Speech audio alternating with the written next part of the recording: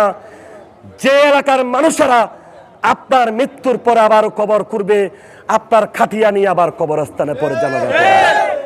বিএনপির ভারপ্রাপ্ত চেয়ারম্যান তারেক রহমানের নির্দেশে সারা দেশত বৃক্ষরোপণ কর্মসূচির অংশ হিসেবে চট্টগ্রামের রাঙ্গুনিয়া উপজেলার লালানগর ইউনিয়নত বৃক্ষ চারারোপণ এবং সাধারণ জনগণ ও স্কুল কলেজের শিক্ষার্থীদের মাঝে ফলজ বনজ ও ঔষধি গাছর সারা বিতরণ করছি চট্টগ্রাম উত্তর জেলা যুব দলের সাধারণ সম্পাদক এস এ মুরাদ চৌধুরী।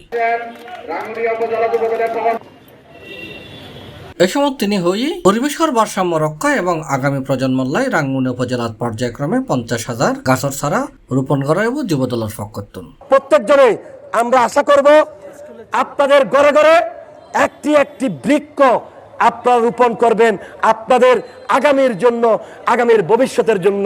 এই বৃক্ষরোপণ একটি কর্মসূচি নয়, এই বৃক্ষরোপণ কিন্তু সদ্গায়ে জারিয়ার মধ্যে পড়ে।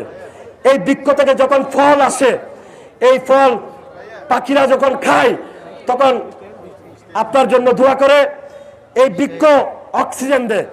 জুনের 30 তারিখ সোমবার সকালে উত্তর রাঙ্গুনিয়া ডিগ্রি কলেজ সংলগ্ন মাঠত আয়োজিত কর্মসূচিত উপস্থিত আছিল লালানগর ইউনিয়ন বিএনপি সভাপতি লিয়াকত আলী মেম্বার, শনিবার রাঙ্গুনিয়া ইউনিয়ন বিএনপি সভাপতি নাসির উদ্দিন, দক্ষিণ রাজানগর ইউনিয়ন বিএনপি সাধারণ সম্পাদক ফজলুল ইসলাম, ইসলামপুর ইউনিয়ন বিএনপি সাধারণ সম্পাদক আমিনুল হক বাচ্চু, জেলা যুব দলের সহসভাপতি আজাদ খান, উত্তর রাঙ্গুনিয়া ডিগ্রি কলেজের ছাত্র দলের সাবেক সভাপতি হারুনুর রশিদ মাসুদ, উপজেলা বিএনপি নেতা কামাল চৌধুরী, পৌরসভা যুব দল আহ্বায়ক জামাল উদ্দিন, সদস্য সচিব মোহাম্মদ মহসিন, দক্ষিণ রাঙ্গুনিয়া থানা যুব দলের সদস্য সচিব খালেদ হোসেন চৌধুরী রাসেল, উপজেলা যুব দলের যুগ্ম আহ্বায়ক জাহির শিকদার, এস এম সুমন, ইউনুস তালুকদার, বখতিয়ার তালুকদার, মোহাম্মদ জসিম সহ আরো অনেকেই।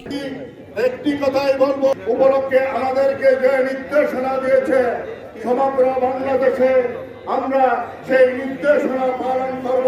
রোপণ কর্মসূচিতে আজকে এস এম মুরাদ চৌধুরীর উদ্যোগে আজকে উত্তরাঞ্চলের সংযুক্ত সমাবেশে সম্মানিত সভাপতি যে সূচনা শহীদ প্রেসিডেন্ট জিয়াউর রহমানের হাত ধরে এদেশে রচিত হয়েছিল। শেষে স্কুল কলেজের ছাত্র ছাত্রী এবং স্থানীয় মানুষজনের মাঝে গাছর চারা বিতরণ করা হয় এবং গাছর চারা রোপণ কর্মসূচি এর মাধ্যমে শেষ করা হয়। C plus TV, Chattogram. ঐক্যবদ্ধ প্রতিজ্ঞা করি